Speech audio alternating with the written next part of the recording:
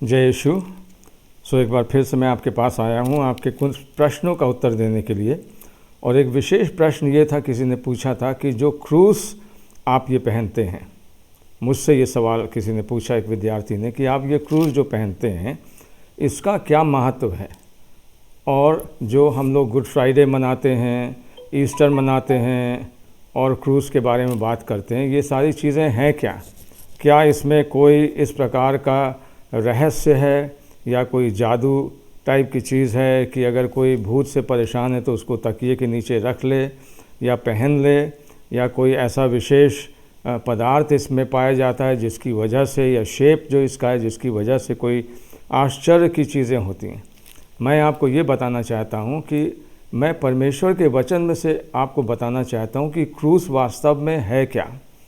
क्योंकि आज जबकि हम लोग गुड फ्राइडे मना रहे हैं, आप देखते हैं कि बहुत से क्रिश्चियन लोग इन सारी चीज़ों के बारे में बात कर रहे हैं, तो ये है क्या। तो आइए हम पढ़ते हैं पहला कुरिन्थियों और उसके पहले अध्याय और उसके 18वें पद से। यहाँ पे आपको एक बहुत विशेष चीज़ मिलेगी, क्योंकि जो वचन के ये लिखने वाले हैं, परमेश्वर ने ये वचन अपनी प्रेरणा के द्वारा संत पौलुस को दिया, जो कि यीशु मसीह के एक चेले थे। और उन्होंने उस समय कुरिन्थियों नाम के एक शहर के विश्वासी लोगों का, जो यीशु मसीह में विश्वास करते थे, उनका एक समूह था जिनको कि ये उन्होंने पत्री लिखी थी।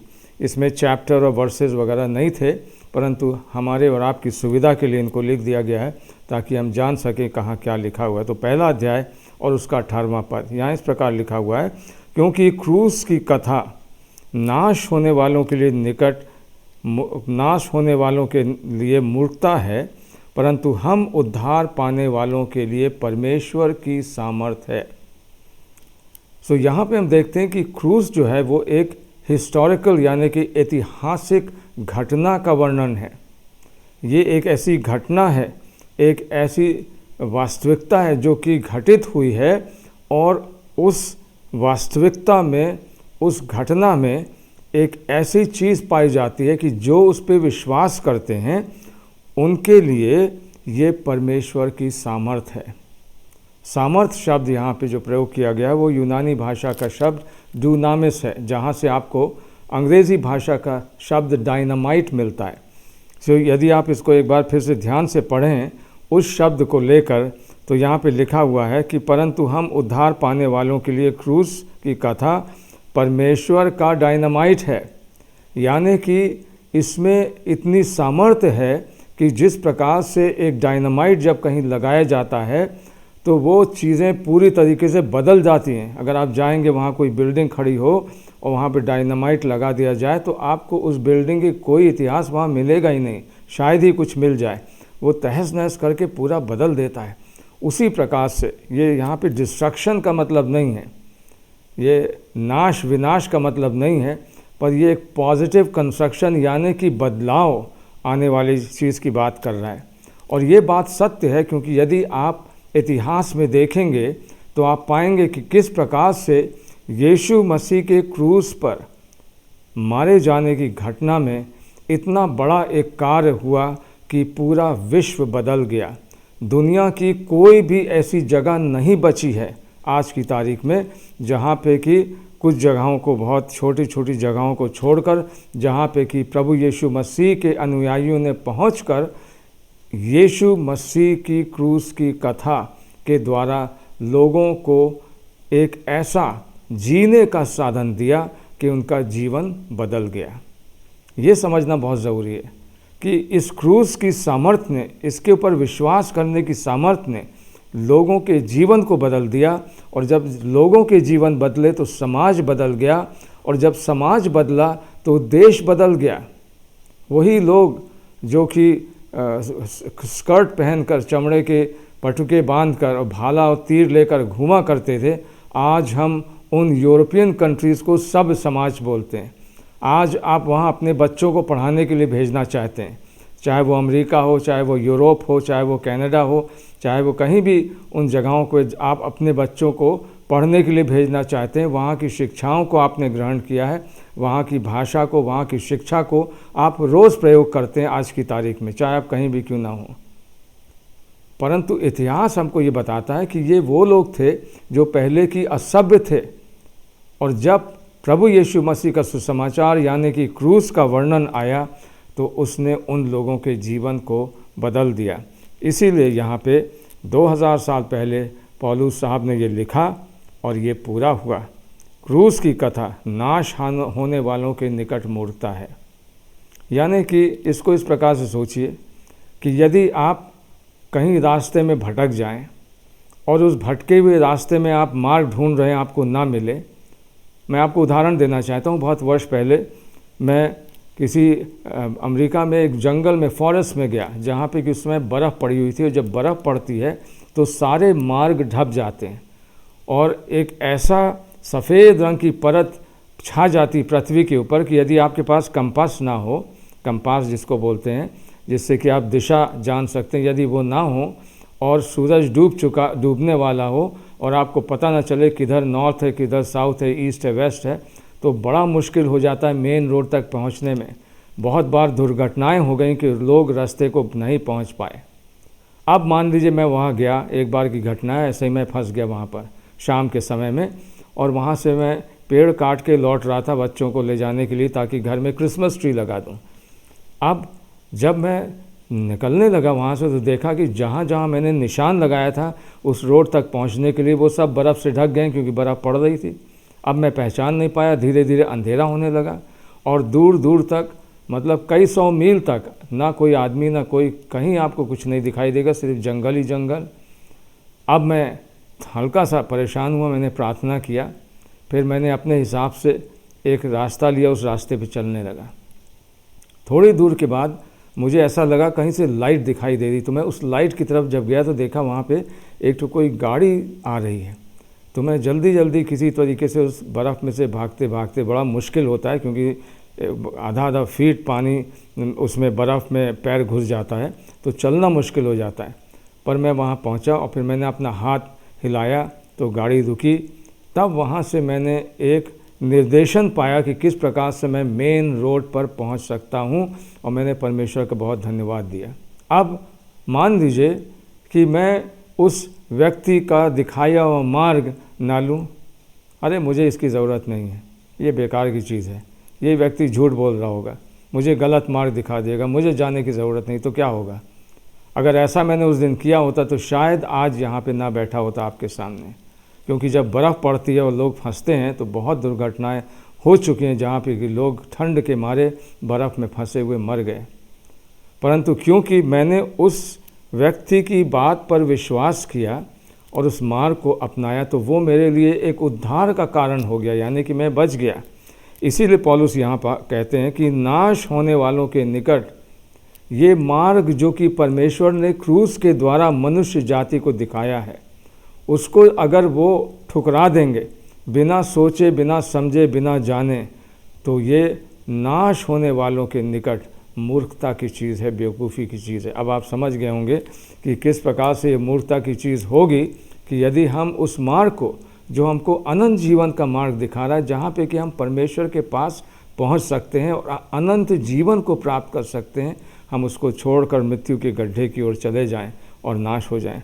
पौलुस साहब यहाँ पे कहते हैं, आगे पढ़ेंगे 19वें पद में लिखा है, क्योंकि लिखा है, मैं ज्ञानवानों के ज्ञान को नष्ट करूँगा और समझदारों की समझ को तुच्छ कर दूँगा। ये परमेश्वर यहोवा ने पुराने नियम में, पुराने वचन में, जिसको हम पुराना नियम बोलते हैं, यीशु मसीह के आने से पहले जो कुछ भी लिखा गया था उसको हम पुराना नियम बोलते हैं। वहाँ पे परमेश्वर इस बात को कह चुके हैं और उन्होंने ये बता दिया था कि मैं क्या करूँगा, मैं ज्ञानवानों की समझ को क्या करूँगा, नाश करूँगा। All of their wisdom will be foolish. कहाँ रहा ज्ञानवान, कहाँ रहा शास्त्री, कहाँ रहा इस संसार का विवादी? क्या परमेश्वर ने संसार के ज्ञान को मूर्खता नहीं ठहराया? क्योंकि जब परमेश्वर के ज्ञान के अनुसार संसार ने ज्ञान से परमेश्वर को जानना ना चाहा, तो परमेश्वर को ये अच्छा लगा कि इस प्रचार की मूर्खता के द्वारा विश्वास करने वालों को उद्धार दे। और ये हुआ इतिहास में।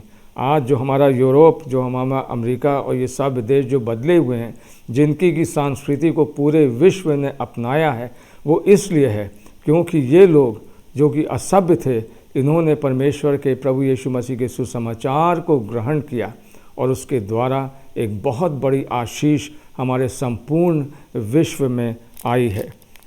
अब यहाँ पे वो क्या कहता है 22वें पद में, यहूदी तो चिन्ह चाहते हैं।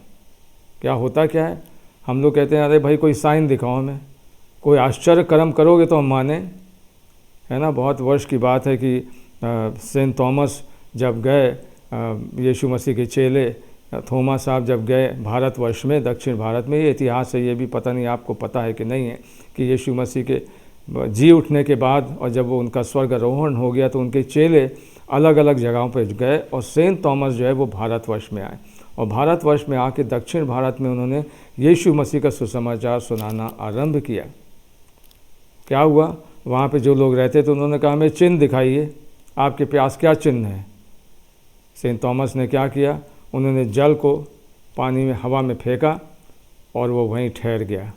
और जब उन लोगों ने इस आश्चर्य को देखा तो उसके वचन पे उन्होंने विश्वास किया। परंतु यहाँ पे ये परमेश्वर का वचन कहता है कि वो हो क्या रहा है, यहूदी जो लोग हैं वो क्या है, चिन्ह चाहते हैं। यूनानी यानी कि फिलासफर जो हैं, जो कि बहुत ज्ञानी माने जाते थे अपने ज़माने के, वो ज्ञान की खोज में है। पौलुस साहब क्या कहते हैं, परंतु हम तो उस क्रूस पर चढ़ाए हुए मसीह का प्रचार करते हैं। तो सबसे पहली चीज़ हमें पता चला कि इस क्रूस का मतलब जादूगरी से नहीं है, इस क्रूस का मतलब अंधविश्वास से नहीं है, इसमें कोई ऐसी विशेष चीज़ नहीं है कि हम आपको बेच दें और आप इसको ख़रीद के और जाके कुछ अपना फ़ायदा उठा लें। कभी कोई आपको दे भी रहा हो और वो कहता है कि इसमें कोई जादुई चीज़ है, कभी विश्वास मत करिएगा, क्योंकि इसमें कुछ सच नहीं है। सच्चाई क्या है, पौलुस कहते हैं कि हम क्रूस पर चढ़ाए हुए मसीह का प्रचार करते हैं। क्रूस के मतलब क्या है, एक ऐतिहासिक घटना जो आज से 2000 वर्ष पहले घटी। अब क्या आपको पता है कि ये इतनी महान घटना थी कि इस घटना ने इतिहास को 2 भागों में बांट दिया। और आप जानते हैं कि यदि आज आप उस 2 भाग को जो कि इतिहास में बनाए गए इस घटना के कारण, यानी कि यीशु मसीह क्रूस पर चढ़ने, मरने, गाड़े जाने और जी उठने के कारण, उसको हम बोलते हैं AD एंड BC। AD के मतलब है एनो डोमिनी, यूनानी भाषा का शब्द, लैटिन भाषा का शब्द, इसके मतलब है the year of our lord. और BC के मतलब है बिफोर क्राइस्ट, यीशु मसीह के आने और यीशु मसीह के जी उठने के बाद का समय। वहाँ से अब जो शुरू हुआ, तो आज की तारीख में जब आप जितनी बार लिख रहे हैं 2021 जो आज का वर्ष है, आपको पता है हम क्या लिख रहे हैं, हम लिख रहे हैं कि 2021 वर्ष पहले यीशु मसीह मुर्दों में से जी उठे थे। 2021 वर्ष पहले यीशु मसीह क्रूस पर टांगे गए थे। 2021 वर्ष पहले यीशु मसीह मारे गए थे। 2021 वर्ष पहले यीशु मसीह जी उठे थे और वो जीते जी फिर स्वर्ग में चले गए थे। ये यहाँ पे लिखा हुआ है। हम इस यीशु मसीह का जो एक ऐतिहासिक व्यक्ति है और इसका ऐतिहासिक प्रमाण आपके सामने, यहाँ तक कि अगर आप बैंक में जाएंगे, कोशिश करिएगा कभी वहाँ 2021 के बजाय आप 2022 लिख दीजिए या कोई 1857 या कुछ भी लिख दीजिए, आपका चेक कभी ग्रांट नहीं होगा। आपको वो डेट लिखनी पड़ेगी। ये पूरे विश्व की विधि है, ये सिर्फ हमारे भारतवर्ष की विधि नहीं है। इसलिए कि ये कैलेंडर की जो विधि है ये हमको दिखाती है कि इतिहास 2 भागों में बँट गया। इतना महत्वपूर्ण यीशु मसीह का जन्म, यीशु मसीह का जीवन, यीशु मसीह की मृत्यु, यीशु मसीह का क्रूस पे मृत्यु, मारा जाना, गाड़ा जाना और तीसरे दिन मृतकों में से जी उठना इतना आवश्यक था। उसी का प्रचार, किसका प्रचार? मसीह का प्रचार हम करते हैं। सो ये क्रूस यही है। मैंने उन भाई को बताया एक बहुत सुंदर घटना के बारे में। हमने कहा कि बहुत वर्ष पहले मैं इस क्रूस को पहने हुए था और बहुत चमचमा रही थी, उस समय ये नई थी, और मैं पुल के ऊपर से जा रहा था। और जब मैं जाने लगा तो अक्सर पुल पे क्या होता है, जमुना ब्रिज पे, यहाँ पे हमारे भारतवर्ष में जहाँ पे मैं हूँ, तो वहाँ पे पुल के ऊपर इतनी भीड़ हो जाती है कि लोगों को एकदम से ब्रेक मारना पड़ता है। उसी प्रकार की कोई परिस्थिति हुई और एकदम से ब्रेक मारना पड़ा। और जो मेरे सामने वाले लोग थे उन्होंने इतनी तेज़ी से मारा कि मुझे भी अपने आप को बचाने के लिए ब्रेक मारना पड़ा। पर पीछे जो लोग आ रहे थे उसमें से एक लेडी मेरे पीछे थी, बेटी, जो कि अपनी गाड़ी नहीं रोक पाई, और उसने जब ब्रेक मारा तो इतना ज़ोर से नहीं लगा, वो आके मेरी गाड़ी में टकरा गई और मेरी बत्ती और ये सारी चीज़ें टूट गईं। अब क्या हुआ कि जब ये झटका मुझे लगा, तुरंत मेरे दिमाग में आया, जैसे कि आपके दिमाग में आया होगा, नुकसान, इसके मतलब मुझे बनवाना पड़ेगा, 2-3 हज़ार रुपये का तो खर्चा मेरा हो गया। अब मैं उसको कुछ कहने जा रहा था, शायद मैं कहने जा रहा था कि आपने बहुत गलत काम किया, आपको ध्यान देना चाहिए, किसी प्रकार की कुछ डांट लगाने जा रहा हूँ, कुछ कहने जा रहा हूँ। उसी समय क्या होता है कि ऑपोजिट डायरेक्शन से पुल के दूसरे हिस्से से एक कार आ रही है, और उस कार की लाइट जो है वो मेरी क्रूज़ पे चढ़ी, और इस क्रूज़ की चमक एकदम से मेरी आँख चमचमा गई, चौंध गई, और मुझे एकदम से ध्यान आया कि मैं तो क्रूज़ लगाए हूँ। और जब मैं इसका ध्यान आया तो मुझे वो पद याद आया जो कि मेरे शरीर, आत्मा, प्राण में सब तरफ लिखा हुआ है। अगर आप कहीं काटेंगे तो वहाँ निकलेगा यही पद। वो क्या है? पौलुस कहते हैं, मैं तो क्रूस पर चढ़ गया हूँ, अब मैं जीवित ना रहा, परंतु मसीह मुझ में जीवित है। I am crucified with Christ. मैं यीशु मसीह के साथ क्रूस पर चढ़ गया। I don't live any longer, अब मैं जीवित ना रहा, बट क्राइस्ट लिव्स इन मी। अब यीशु मसीह मुझ में जीवित है। अब यीशु मसीह मुझ में जीवित है। The life which I now live in the flash, it is by faith which is on the son of God who loved me and gave himself for me. अब जो मैं जीवित हूँ वो विश्वास के द्वारा जो यीशु मसीह के ऊपर है, जिसने कि मुझसे प्रेम किया और अपने आप को मेरे लिए दे दिया। गलातियों 2:20। वो पद तुरंत मुझे याद आया। ये डेविड जीवित नहीं है, और इस डेविड में अब कौन जीवित है? यीशु मसीह जीवित है। सो यीशु मसीह जब अपना मुख मोड़ेंगे, देखेंगे तो क्या कहेंगे? श्राप देंगे? बिल्कुल नहीं, आशीष देंगे। तुरंत मैंने मुंह मोड़ा और कहा, बेटा परमेश्वर तुम्हें शांति दे, बिल्कुल फिक्र मत करो, कोई बात नहीं है। और उस बेटी ने मेरी ओर देखा, फिर उसने क्रूस की ओर देखा, और एकदम से उसके अंदर लज्जा की भावना उत्पन्न हुई। I am sorry. मैंने कहा, नहीं बेटा। कहनी, मैं पैसा दे दूँगी। हमने कहा, नहीं, तुम्हें कोई देने की ज़रूरत नहीं है। I am crucified with Christ. ये इस क्रूस का महत्व है। अगर आप जानना चाहते हैं तो ये ऑर्नामेंट जो है, ये जो हम पहने हैं गले में, या जो आप लगाते हैं या कहीं देखते हैं, उसका महत्व क्या है? वो हमको याद दिलाता है कि यीशु मसीह जब क्रूस पर मरे तो हम भी उसके साथ मर गए। जब वो गाड़े गए तो हम भी उसके साथ गाड़े गए। जब वो जी उठे तो हम भी आत्मिक रूप से जी उठे, और हमें एक नया जीवन दिया गया है। और वो नया जीवन जो है वो एक आत्मिक जीवन है। मैं आपके सामने पढ़ना चाहता हूँ, आप मेरे साथ रहिए, और मैं आपके सामने दूसरे कुरिन्थियों के 5वें अध्याय से एक पद पढ़ना चाहता हूँ, ताकि हम देखें कि क्रूस पर हुआ क्या है। 5वां अध्याय और उसका 21वां पद।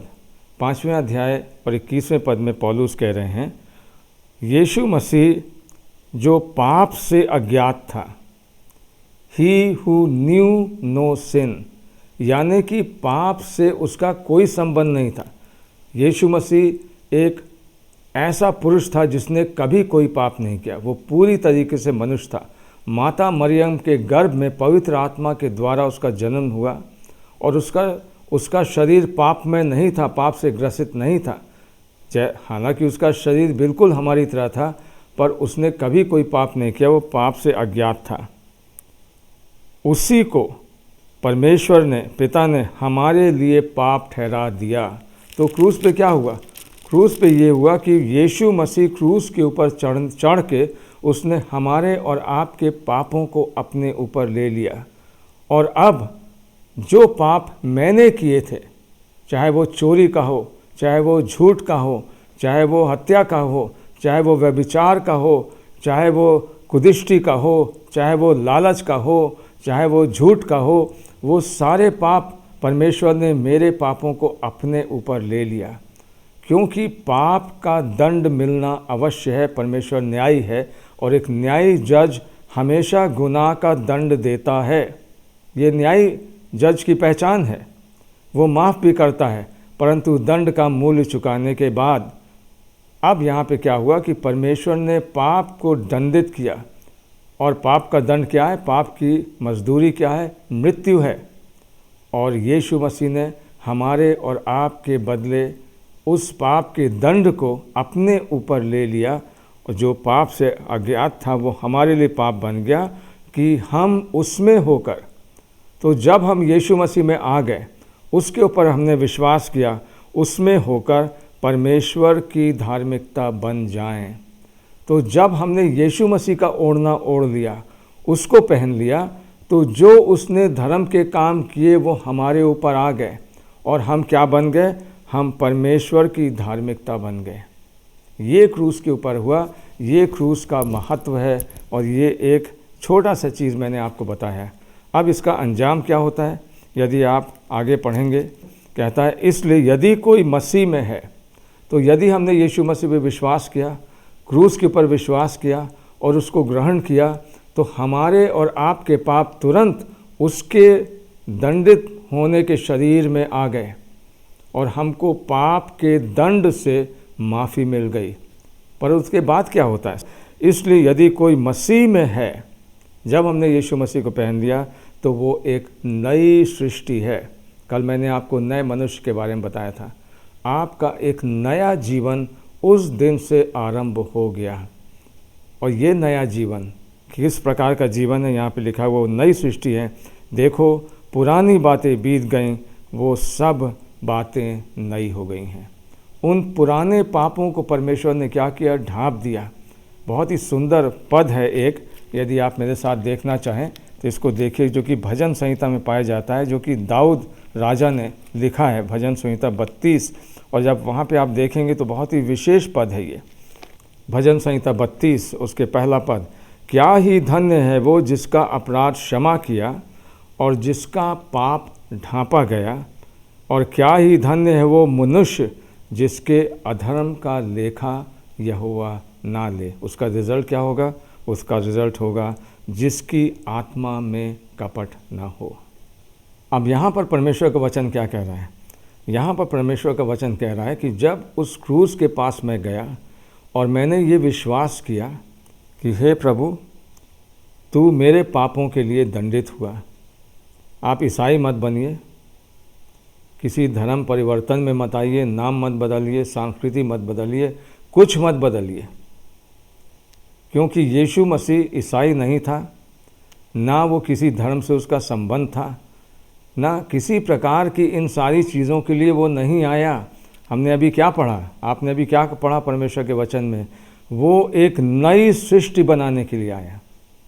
वो नई सृष्टि जो कि पाप से छूट जाए, जो कि अधर्म से छूट जाए, जो कि दुष्टता से छूट जाए, जो कि झूठ से छूट जाए, जो कि घृणा से छूट जाए, जो कि विद्रोह से छूट जाए, जो कि व्यभिचार से छूट जाए, हत्या से छूट जाए। एक ऐसे समूह को बनाने के लिए, नई सृष्टि बनाने के लिए यीशु मसीह आए। और आप जानते हैं कि हमारे बहुत से नेताओं ने, जो बहुत पुराने थे, गांधी जी थे, अंबेडकर साहब थे, बहुत से लोगों ने प्रभु यीशु मसीह के वचनों को पढ़ा, और उनके ऊपर प्रभु यीशु मसीह के वचनों का बहुत बड़ा प्रभाव पड़ा। उन्होंने उस सत्यता को देखा कि यीशु मसीह क्या है। बिना किसी हिंसा के यीशु मसीह ने पूरा समाज जीत लिया, और इसी के द्वारा आज हम देखते हैं कि हमारा देश भी स्वतंत्र हुआ है। यहाँ पे परमेश्वर का वचन कहता है, क्या ही धन्य है वो जिसका कि अपराध क्या हुआ हो, क्षमा किया गया है। सो प्यारे बेटियों बेटों, मैं आपको बताना चाहता हूँ कि यीशु मसीह का क्रूस पापों की क्षमा से संबंधित है, और किसी चीज़ से नहीं है। आप बिल्कुल मत डरिए, आप बिल्कुल मत डरिए कि आपको ये बदलना पड़ेगा, वो करना पड़ेगा, और अंग्रेज़ी बोलना पड़ेगा, और आपको अपना कल्चर बदलना पड़ेगा। ऐसी कोई बात ही नहीं है। हर संस्कृति में आप चले जाइए, पूरे विश्व में, जंगलों में चले जाइए, अफ्रीका के जंगलों में, वहाँ पे लोग आपको प्रभु यीशु मसीह के साथ चलते हुए मिलेंगे, और अपनी ही संस्कृति में रह रहे हैं, अपनी भाषाओं में बोल रहे हैं। क्या आपको पता है कि बाइबल ही केवल एक ऐसी पुस्तिका है, परमेश्वर का वचन है, जो कि दुनिया की सारी भाषाओं में बहुत साल पहले उसका अनुवाद हो चुका है, और जो बची भी हैं वो थोड़े थोड़े अनुवाद उनके हो चुके हैं, और भी होते चले जा रहे हैं। सबसे ज़्यादा पढ़ने वाली पुस्तक ये आपके सामने है। सबसे ज़्यादा बिकने वाली पुस्तक ये आपके सामने है, सबसे ज़्यादा बँटने वाली पुस्तक ये आपके सामने है, क्योंकि ये निरपेक्ष परमेश्वर का निरपेक्ष वचन है।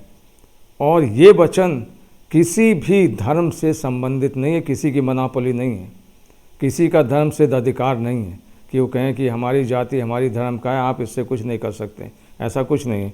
यहाँ पे लिखा हुआ है, क्या ही धन्य है वो जिसका अपराध क्या हुआ है, क्षमा हुआ है। सो क्रूस जो है वो अपराध क्षमा। दूसरी चीज़ क्या है, जिसका कि पाप ढांपा गया हो।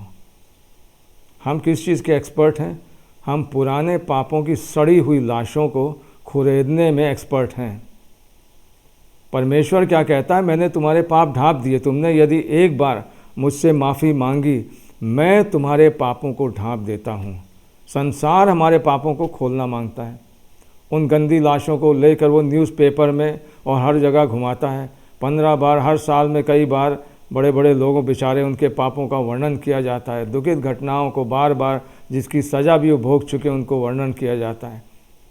परंतु परमेश्वर ऐसा नहीं करता है। वो क्या कहता है, जिसका अपराध ढांपा गया हो, क्या ही धन्य हो, हैप्पी इज़ द मैन।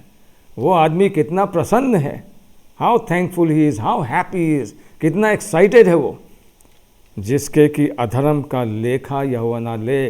और ये वर्ड जो है टेक्निकल शब्द है, यानी कि बहुत वर्ष पहले की बात है कि हमारे एक मित्र साहब ने कहीं से उधार कुछ लिया और अपनी मम्मी की जो शादी की अंगूठी थी बहुत महंगी वाली, ना सिर्फ वो बल्कि उसका मूल्य एक इमोशनल मूल्य, भावनात्मक मूल्य बहुत था, वो उन्होंने गिरवी रखा के कुछ पैसा लिया। और उस पैसे के कारण क्या हो गया कि वो उस लेखकार की पुस्तक में लिखी गई। अब हर महीने वो बेचारा पैसा देता था, परंतु ब्याज बढ़ता चला जाता था और उसको पता था कि जीवन भर शायद वो माँ मर जाएगी पर ये उसको छुड़ा नहीं पाएगा। और एक दिन उसका क्या हुआ कि उसके एक भाई से मुलाकात हुई और उस भाई ने उससे कहा कि मैं प्रार्थना कर रहा हूँ परमेश्वर से कि तुम्हारी सहायता करूँ। और एक दिन परमेश्वर ने उस भाई के मन में डाला कि तू उसके ब्याज का पूरा पैसा देकर इसकी अंगूठी को छुड़वा दे। तो उस मित्र ने, उस व्यक्ति ने जिसकी की अंगूठी फंसी हुई थी, उसके मित्र ने क्या किया, एक दिन गया वहाँ पर जाकर और उसने पूरा ब्याज उसका चुका दिया और उससे लेखाकार से बुक मंगाई, किताब मंगाई और उसने उस सारी चीज़ को कटवा दिया और उसको लीगल कर दिया। इसके मतलब उस पेज में अब उस भाई का कोई भी बकाया नहीं रह गया था। फिर ये मित्र उसका गया उस व्यक्ति के पास जिसकी अंगूठी फंसी हुई थी, उससे कहा बेटा जाओ तुम वहाँ पे जाके अपना देखो कितना बाकी है, उसको ले लेना। उसने कहा सर बहुत बाकी होगा। उसने कहा जाके पता तो कर लो। अब ये व्यक्ति गया वहाँ पर जहाँ पे कि उसने अंगूठी अपनी गिरवी रखी थी, उससे उसने मांगा। उस व्यक्ति ने तुरंत बड़ी मुस्कुराहट के साथ उसकी अंगूठी जैसा उसने दिया था वैसे ही लपटी हुई उसके हाथ में दे दी। उसने कहा ये क्या कर रहे हो? उसने कहा नहीं, यह मैं आपको दे रहा हूँ। उसने कहा मुझे तो तुम्हें अभी बकाया देना। उसने रजिस्टर खोला, दिखाया, उसमें कहा कि यहाँ पे तो लेखा में तो कुछ है ही नहीं, आपके ख़त्म हो गया। अब उसको बड़ा अजीब लगा। उसने कहा मैंने तो पैसा दिया नहीं, किसने दिया? उसने कहा मैं नहीं बता सकता, परंतु आपके लेखे में अब कुछ नहीं है। और वो व्यक्ति उस अंगूठी को खुशी से आनंद करते हुए वापस ले गया और अपनी माँ की गोद में ला के उसने डाल दिया। क्या ही धन्य है वो पुरुष जिसके अधर्म का लेखा यहोवा ना ले। बिल्कुल ठीक यही क्रूस के ऊपर हुआ। और आज मैं आपसे कहता हूँ कि यदि आप आज चाहें तो एक नई सृष्टि बन सकते हैं। यदि आपने यीशु मसीह को कभी ग्रहण नहीं किया, यदि आपने कभी अपना जीवन उसके हाथ में नहीं दिया है, मैं आपसे ये विनती करता हूँ कि आज आप मेरे साथ प्रार्थना करके यीशु मसीह के हाथ में अपने जीवन को दे दें। और बिल्कुल ठीक उसी प्रकार से उस क्रूस पे जो हुआ वो आपके जीवन में होगा। परमेश्वर पिता आपके पापों को क्षमा करेंगे। यीशु मसीह ने क्रूस पर कहा, हे पिता इन्हें क्षमा कर क्योंकि ये नहीं जानते कि यह क्या कर रहे हैं। उसने एक घोषणा कर दी उस मूल्य को चुकाने के द्वारा, क्योंकि पाप चुकाया जा चुका है, दंड चुकाया जा चुका है। उसने कहा हे पिता अब आप इनको क्षमा कर। हे जज, हे न्यायी, अब इस पापी मनुष्य को जो तेरे कटघरे में खड़ा हुआ है इसको तू माफ़ कर दे, जाने दे, क्योंकि इसका गुनाह मैंने चुका दिया है। क्या ही धन्य है वो जिसका अपराध ढांपा गया। यीशु मसीह ने अपने लहू के द्वारा आपके सारे पापों को, उन पापों को जिसका वर्णन आप करना नहीं चाहते। और मैं आपको बताना चाहता हूँ कि हर एक मनुष्य के जीवन में ऐसी चीज़ें हैं जो आप नहीं चाहते कि कोई भी जाने। क्या ये सच नहीं है? सोचिए इसको ज़रा सा। बहुत सी ऐसी चीज़ें हैं जो कि आपने जाने अनजाने में करी हैं और वो आपको आके सताती हैं, वो आपको हाउंट करती हैं, वो आपको परेशान करती हैं। आज प्रभु यीशु मसीह आपसे कह रहे हैं कि आप क्रूस पे आइए, और वहाँ पर जब आएंगे तो मैं अपने लहू से, मैं अपने रक्त से तुम्हारे पापों को ढांप दूंगा, छुपा दूंगा। They will be gone for ever. मैं अपनी पीठ के पीछे उन्हें फेंक दूंगा, तू उसे देख भी नहीं पाएगा। क्या ही धन्य है वो पुरुष जिसके अधर्म का लेखा यहोवा न ले। उस बही खाता में जहाँ पे लिखा हुआ है उन पापों के बारे में जो हम और आप बताना नहीं चाहते, वो कट जाएंगे। और जब यीशु मसीह दोबारा आएंगे एक न्यायी के रूप में, पुस्तकें खोली जाएंगी, आपके नाम के पन्ने के सामने यीशु मसीह की धार्मिकता लिखा रहेगा और आपके पाप उसके लहू में छुपा दिए जाएंगे। यदि आप ये चाहते हैं आज, तो आप मेरे साथ प्रार्थना करिए। और प्रभु यीशु मसीह कहता है, यदि कोई मुझ पर विश्वास करेगा तो वो अनंत काल तक जीवित रहेगा और मृत्यु को न देखेगा। होने दे कि परमेश्वर आज इस वचन को आपके जीवन में पूरा करें। हम प्रार्थना करेंगे। हमारे जीवित परमेश्वर पिता, हम आपको धन्यवाद देते हैं क्रूस के लिए, जहाँ पे कि प्रभु यीशु मसीह आपने अपनी जान दी ताकि आपके कोड़े खाए जाने से हमारे पापों की क्षमा हमको मिले, हमारे रोगों की चंगाई हमको मिले और हम एक नई सृष्टि बन जाएं। और जो बेटे बेटियां यहाँ पे इस समय बैठे इस वचन को सुन रहे हैं और उन्होंने प्रभु जी मेरे साथ कहा है कि हे प्रभु यीशु मसीह, मेरे साथ बोलिए, हे प्रभु यीशु, मैं आपके पर विश्वास करता हूँ। मैं ये विश्वास करता हूँ कि आप मेरे लिए क्रूस पर चढ़ गए और मेरे गुनाहों के लिए आपने अपना रक्त बहाया, अपना जीवन दिया। मैं विश्वास करता हूँ कि आप तीसरे दिन मृतकों में से जी उठे और आज प्रभु जी आप जीवित हैं। मैं विश्वास करता हूँ कि आप मेरे हृदय में आएंगे। मैं आपसे विनती करता हूँ, हे प्रभु यीशु मसीह, मेरे हृदय में आए और मुझे एक नया जीवन दें। और जब आपने ये प्रार्थना यदि करी है तो आमीन बोलिए मेरे साथ, आमीन। और प्रभु यीशु मसीह ने आपकी प्रार्थना को सुन लिया है। अब जो यीशु मसीह में है वो नई सृष्टि है। देखो पुरानी बातें बीत गईं, वो सब नई हो गई हैं। परमेश्वर आपको बड़ी आशीष दे। जय यीशु।